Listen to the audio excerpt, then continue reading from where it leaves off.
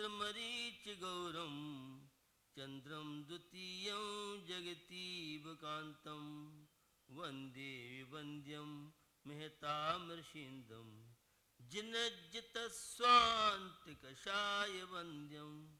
अहिंसा विश्व धर्म की जय। आचार्य शांत सागर छाणी महाराज की जय। गुरुदेव आचार्य श्री सुमत सागर जी महाराज की जय। बंधु, इस लौकिक जीवन में जन सामान्य संपत्ति को, धन को ही सब कुछ समझता है, लेकिन भारतीय संस्कृति में और विशेष रूप से जैन धर्म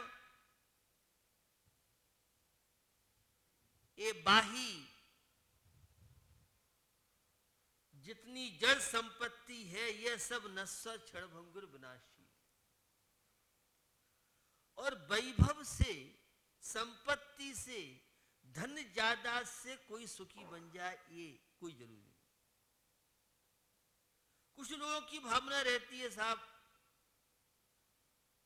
धन हम इसलिए कमा रहे हैं कि हम दान पुण्य करें, तो दान के लिए धन कमाना यह उचित नहीं है। जो है न्याय नीति से उसमें से करें। इसी बात को लेकर एक सुंदर कारिका के द्वारा पूज्यपाद स्वामी ने बड़ी अच्छी चर्चा की है। त्यागाय श्रेयसे वित्त मवित्त संचिनोति यः स्वशरीरं सपंकेन स्नास्यामीति विलंपति। जो मनुष्य दान करने के उद्देश्य से धन का संग्रह करता है वह मैं स्नान करूंगा इस विचार से अपने शरीर को कीचड़ से लिप्त करता है। तो बंधुओं, यह जो धन की दशा है बड़ी विचित्र दशा है। मैं मानता हूं दौलत से लौकिक कुछ कार्य सिद्ध हो सकते हैं, लेकिन सब कुछ संपत्ति धन ही जीवन का, जैसे अमेरिका की वैभवशाली कंट्री मानी जाती है, तो वहां उद्देश्य केवल धनार्जन है। वो हमारे यहां भी प्रवृत्ति बढ़ती जा रही है। तो धन की अंधी दौड़ जब तक मंदी नहीं पड़ेगी तब तक सुख शांति संभव नहीं। एक व्यक्ति ने विचार रखे, 4 दिन की चांदनी आखिर अंधेरी रात है, सारी दौलत रह जाएगी कहने की झूठी बात है, न किसी का है भरोसा न किसी का साथ है, चलती दफा देखा तो दुनिया से दोनों खाली हाथ है। जो कुछ आपको दिख रहा है बंधुओं, ये सब 4 दिन की चांदनी है। जवानी को आप देखिए, युवावस्था में बड़ा जोश रहता है हर क्षेत्र के लिए, लेकिन वो जवानी कब तक है? 4 दिन। जो जो उम्र बीतती जाएगी त्यों त्यों शरीर शिथिल होता जाएगा। तो भैया जो कुछ आपको ठाट वैभव कोठी मकान परिवार ये जितने संयोग दिख रहे हैं, ये सारे संयोग झूठे हैं, सब नश्वर हैं और हमेशा किसी के दिन एक से नहीं रहते। जो करोड़पति थे वे आज खाकपति हो गए और जो खाकपति थे वे कुछ लोग ने उन्नति भी की होगी, लेकिन सामान्य रूप से तो जन सामान्य समस्याओं का शिकार है। सब दौलत वैभव संपत्ति आ रह जाएगी, सब जानते इस बात को अच्छी तरह। लेकिन आप पढ़ते हैं, भव विकट बन में कर्म बेरी, ज्ञान धन मेरो हर्यो, तब इष्ट भूलो भ्रष्ट होय, अनिष्ट गति धरि तो फेरो। भैया भाव विकट में, ये संसार रूपी वन में कर्म बेरी, ज्ञाना वर्णादि 8 कर्म है। ये निमित्त दृष्टि से कह रहा हूं। उपादान तो हमारी आत्मा है, राग द्वेष में परिणति हमारी सबकी होती है। भाव विकट वन में कर्म मेरी, ज्ञान धन मेरो हर। मैं चैतन्य आत्मा हूं, मैं पर पदार्थ का कर्ता भोक्ता नहीं हूं, मैं तो मात्र ज्ञाता दृष्टा आत्मा हूं। लेकिन फिर भी यह है संसारी प्राणी निरंतर दौड़ रहा है। हाय पैसा कन्नड़ में दुड्डू वेकू कन्नड़ में कहते। तो भैया भाव विकट वन में कर्म मेरी, ज्ञान धन मेरो, तब इष्ट भूलो भ्रष्ट होय, अनिष्ट गत।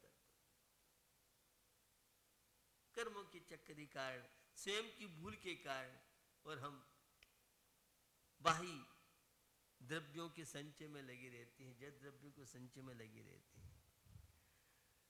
न किसी का है भरोसा, न किसी का साथ है। आज आप जिस पे विश्वास कर रहे हैं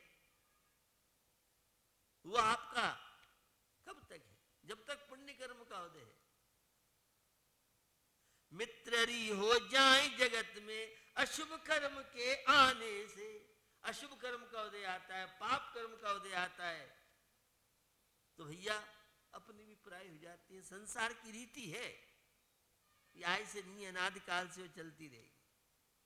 लेकिन मोह का ऐसा प्रभाव है कि देख रहा है, सुन रहा है, जान रहा है, लेकिन उसके बाद भी वो अपने चैतन्य की महिमा, आत्म कल्याण की भावना, आत्मा के उत्थान की, आत्मा के विकास की भावना उसके अंदर संभव नहीं है। तो सारी दौलत रह जाएगी, जो कुछ भी है ये सब स्वप्न है। न किसी का है भरोसा, न किसी का साथ है। भैया सांसारिक जीवन में किसी का भरोसा नहीं। चलती दफा देखा, जब व्यक्ति जाता है अर्थी देखते हैं, शमशान में जाते हैं, वो मृत्यु के प्रसंग को देखते सुनते हैं, तो लगता है कितना वैभव, कितनी बड़ी कोठी, कितना वैभव, कितना पूरे जीवन संचय किया, लेकिन जाते समय कुछ लेके नहीं। अगर यह समझ में आ जाए तो जीवन में बहुत शांति मिल सकती है। मनुष्य को संपत्ति ने शक्तिशाली अवश्य बनाया है, पर शक्ति नहीं दी। भैया इस दुनिया में सबसे अधिक धनी देश अमेरिका माना जाता है, और जहां पर धन को जीवन का साध्य मानकर लोग पीड़ित रहते हैं, वहां की जनता को नींद की गोलियों के लिए प्रत्येक वर्ष 100 करोड़ से भी अधिक रुपए खर्च के बावजूद भी नींद नहीं आती। वो अमेरिका की दशा हमारे यहाँ बढ़ती जा रही है। आई टेंशन, तनाव, अनिद्रा का रोग तो एक कॉमन बनता जा रहा है। तो भैया ऐसी विषम परिस्थिति में धन को सब कुछ न मानो। जीवन मिला है तो सुख और शांति वो संतोष वृत्ति से मिले। उत्तम सोच सर्व जग जानो, लोभ पाप को बाप बखानो। आशा पास महादुख दानी, सुख पावे संतोषी प्राणी। बड़ा सुंदर कवि ने भाव व्यक्त किया। उत्तम सोच सर्व जग जानो। शौच माने पवित्रता, शौच माने संतोष वृत्ति, सोच माने परिग्रह की सीमा या परिग्रह से ऊपर उठ के सोचने वाले। तो भैया उत्तम सोच सब जानो, लोभ पाप को बाप बखानो। सारे पापों का बाप सब आप जानते हैं। लोभ है, इच्छाएं हैं, कामनाएं हैं, असंतोष वृत्ति है, सब लगे धंधा, दौड़ लगी है, हाय पैसा हाय पैसा हाय पैसा। भैया पैसा तो हाथ का मेल है और पैसा ही जीवन का लक्ष्य नहीं है। जीवन में तो सुख और शांति है। लेकिन हमें लगता है भैया उस धन की शक्ति अधूरी मानी जाती है, क्योंकि जिससे सुविधाएं मिल सकती हैं पर सुख धन से नहीं मिल सकता। जो जो वैभव बढ़ता है, संपत्ति बढ़ती है, इच्छाएं बढ़ती हैं, व्यस्तताएं बढ़ती हैं, समस्याएं बढ़ती हैं। मैं एक बात कहता रहता हूं, धन तो बुराइयों को साथ में लेके आता है।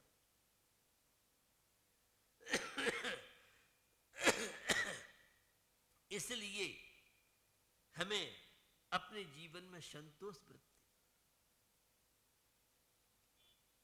सुविधाएं धन दे सकता है। धन के द्वारा भोजन तो मिल सकता है, लेकिन धन के द्वारा भूख आपको नहीं मिल सकती है। पैसे से अच्छे पलंग, बेड, गद्दे, डल्लप की और क्या क्या सुविधाएं मिल सकती हैं, लेकिन नींद भी पैसे से मिल जाएगी क्या? कोई एजेंसी, कोई कंपनी है जहां पैसे से नींद मिल जाए? तो भैया पैसे से नींद नहीं मिल सकती। पैसे से भोजन तो मिल जाएगा, लेकिन पैसे से आपको भूख नहीं मिलेगी। इसलिए इस जीवन के रहस्यों को समझें। प्रसिद्ध मनोवैज्ञानिक शोपेनहावर का कथन है कि हमारी मानसिक शांति इस बात पर निर्भर है कि हमारे पास कितना धन है। पैसा केवल शारीरिक सुख के लिए वस्तुएं जुटा सकता है, परंतु मानसिक सुख के लिए पैसे से काम नहीं। ये मनोवैज्ञानिक शोपेनहावर का कथन अक्षर से सत्य है। और जैन धर्म में आप देखिए तो सम्यक दर्शन, स्वपर भेद विज्ञान, स्व को स्व, पर को पर मानिए। आत्मा स्व है, ये जो भी दिख रहा है सब पर है। ये सारा पर विनाशशील है। ये जितने भी संयोग हैं वे सारे वियोग को प्राप्त होंगे, क्योंकि क्षणिक से हम अपने जीवन को समझते हैं। कोठी है, मकान है, पत्नी है, बच्चे हैं, यह है दुकान है, यह अमुक चीज है। भैया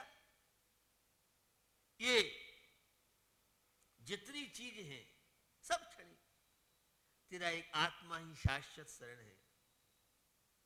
या फिर देव शास्त्र गुरु ये तेरी शरण है,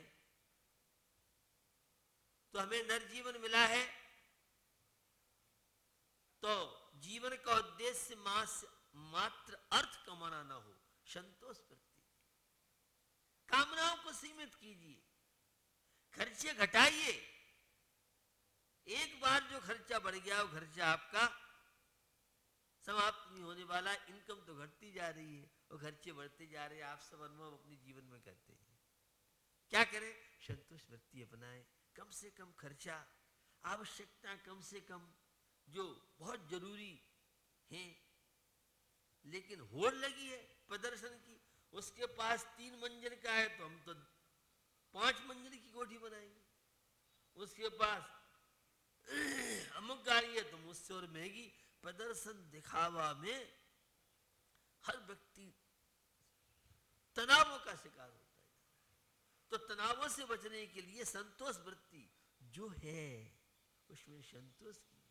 मैं कमाने की मांग नहीं कर रहा हूं, न्याय नीति से कमाइए, लेकिन ऐसे कमाने से क्या मतलब जिसमें आप खा नहीं सकते, पी नहीं सकते, परिवार के साथ नहीं बैठ सकते, धर्म ध्यान के लिए टाइम नहीं निकाल सकते, मंदिर के लिए आपके पास टाइम नहीं, माला फेरने के लिए आपके पास टाइम नहीं, भगवान का अभिषेक पूजा श्रावक के 6 आवश्यक कार्य करने के लिए टाइम नहीं है। ऐसी व्यस्त लाइफ, ऐसा धन कमाने में जो समय जा रहा है, सोचो क्या जीवन का होगा। तो जैन दर्शन में कहा है स्व को स्व, पर को पर समझो। स्व माने में चैतन्य आत्मा, पर माने मेरे से भिन्न ये शरीर है और इसके अलावा अन्य जितनी चीज है ये सब पर है। इसलिए कुछ आत्मा के उत्थान के लिए, आत्मा के विकास के लिए भी टाइम निकालो। कुछ टाइम धर्म ध्यान के लिए, परमात्मा की भक्ति के लिए। परमात्मा की भक्ति से शांति बहुत मिलती है। भीतरा प्रभु की भक्ति से सब कुछ प्राप्त कर लेता है व्यक्ति। तो धन को जीवन का लक्ष्य न बनाए। धन आपके जीवन में सुविधाएं दे सकता है, लेकिन संपत्ति आपके जीवन में सुख शांति ले आए यह जरूरी नहीं है। इसलिए संपत्ति से सुख देने की योग्यता है ही नहीं संपत्ति में। वह सुख तो मेरे अंदर है। अपने घर को देख बाबरे, सुख का जहां खजाना है, क्यों पर में सुख ढूंढ रहा है, क्यों पर का दीवाना है, क्यों पर का दीवाना है। भैया तू तो अनंत सुख का धनी है, तेरी आत्मा का स्वभाव सुख में है। अनंत चतुष्टय आपने पढ़े होंगे तो उसमें अनंत सुख की बात आती है। तो वह सुख इंद्रियों के विषयों के द्वारा, पर वस्तुओं के संयोगों से वह सुख नहीं मिलेगा। ये तो विनाशशील है। सुख तो तेरे अंदर है। और ऐसी जब तेरी दृष्टि बन जाएगी तो फिर अद्भुत जीवन में सुख और शांति मिल सकती है। तो भैया वही सुखी है जिसके जीवन में संतोष नहीं, जिसने अपनी आवश्यकताओं को सीमित किया है, अपनी मान मर्यादाओं के अंदर रह करके जो जीवन में श्रावक धर्म का पालन करता है, सद्गस्त सम्यक दृष्टि सपर भेद विज्ञानी तत्वार सिद्धानम सम्यक दर्शनम, 7 तत्वों का सिद्धांत करना, सच्चे देव शास्त्र का सिद्धांत करना, ये सम्यक दर्शन आत्मा का स्वभाव है।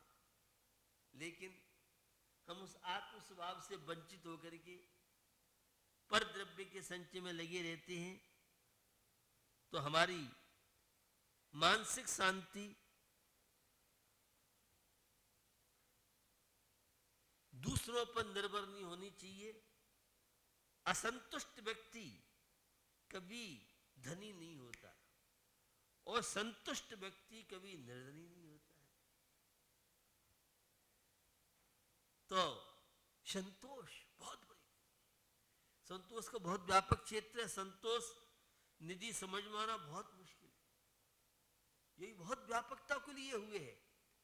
जो अध्यात्म प्रेमी है, सम्यक दृष्टि, तत्व श्रद्धानी, स्वपर भेद विज्ञानी, समझा है संसार के सत्य को, समझा है लक्ष्मी की चंचलता को, ऐसे लोग निरंतर संतोष वृत्ति को अपनाते हैं। तो जो है उसमें संतुष्ट होने का प्रयास कीजिए। जो नहीं है उसके लिए मत दौड़िए। पेट के लिए 2 रोटी चाहिए, लेकिन पेटी के लिए, ये प्रदर्शन के लिए, ये दिखावा के लिए तो भैया अमूल्य जीवन मिला है। इस जीवन को धन के पीछे दौड़ मत लगाओ। आत्म शांति तुम्हारे अंदर है। तो धन बाह्य सुविधा दे सकता है, लेकिन संतोष वृत्ति, वह आत्मिक दृष्टि, अध्यात्म दृष्टि, वह आपको अद्भुत सुख शांति में कारण बनेगी। इसी पवित्र भावना के साथ अहिंसा विश्व धर्म की